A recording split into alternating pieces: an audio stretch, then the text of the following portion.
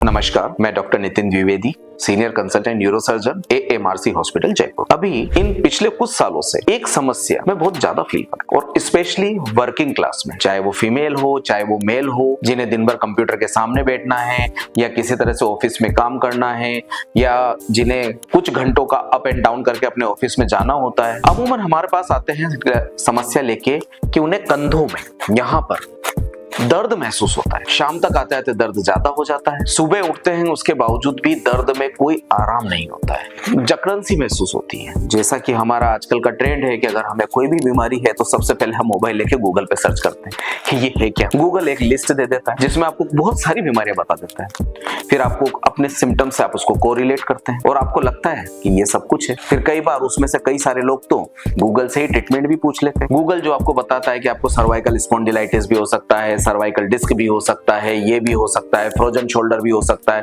कुछ भी हो सकता है। फिर आप घबरा जाते हैं। मगर जो आप सर्च कर रहे हैं, जो आप देख रहे हैं और आपके सिम्टम्स, हर बार जरूरी नहीं है कि गूगल का जवाब सही ही हो। गूगल बहुत सारी चीजों को इकट्ठा करके आपको एक जनरलाइज्ड व्यू देता है, मगर आपके साथ एग्जैक्टली क्या हुआ है ये आपको जांच करने के बाद कोई डॉक्टर और कोई एक्सपर्ट ही बता सकता है। फॉर एग्जाम्पल, ऐसे केसेस में मेरे पास कई मरीज आते हैं जो ये कहते हैं कि हमें सर सर्वाइकल की प्रॉब्लम है। सर्वाइकल होता क्या है आपको मैं एक मॉडल के द्वारा बताता हूँ। ये हमारी एक रीढ़ की हड्डी है। ये शुरू के ऊपर के जो 7 वर्टिब्राज है, इनको हम सर्वाइकल वर्टिब्रा बोलते हैं। यही आपकी गर्दन बनाते हैं। इसके नीचे का हिस्सा आपकी पीठ और नीचे का हिस्सा होता है।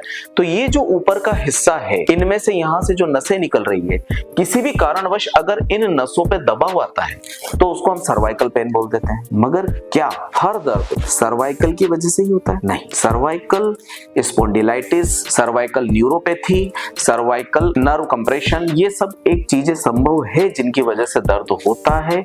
मगर जो एक बहुत बड़ा कारण है वो एक सिंपल होता है, आपकी मसल्स में जकड़ा। हमारे शरीर को, जो यहाँ सिर को और कमर को जोड़ने वाली एक बहुत बड़ी मसल्स होती है, ट्रेपीजियस बोलते हैं। उस ट्रेपीजियस मसल बहुत ही बल्कि होती है, बहुत पावरफुल होती है, क्योंकि उसको आप देखिए कि हमें गर्दन को और हमारे पीठ को सीधा खड़े रखने का सबसे बड़ी जिम्मेदारी उसी के ऊपर है। अगर किसी वजह से उस मसल में अगर जकड़न आ गई या सूजन आ गई, जिसे हम ट्रेपीजाइटिस बोलते हैं, तो उसकी वजह से जो दर्द होता है वो बहुत ही असहनीय होता है, लंबे समय तक बना रहता है। और नॉर्मल इलाज जो आप ले रहे हैं, फॉर एग्जांपल मसल रिलैक्सेंट या पेन किलर, उनसे वो नहीं जाता है। आप लोग ये मान के चल रहे हैं कि मुझे सर्वाइकल डिस्क है, सर्वाइकल प्रॉब्लम है, आप MRI करवाते हैं, MRI ऑलमोस्ट नॉर्मल आती है। फिर आप सोचते हैं और क्या हो सकता है। तो हर जो दर्द आपके कंधों में या शरीर के जो पिछले हिस्से में महसूस हो रहा है वो सर्वाइकल से रिलेटेड नहीं होता है। इसकी प्रॉपर जांच कोई एक्सपर्ट ही कर सकता है। आप डॉक्टर के पास जाइए, उन्हें अपने सिम्टम्स बताइए। न्यूरो एक्सपर्ट बराबर इस बात की जांच करेगा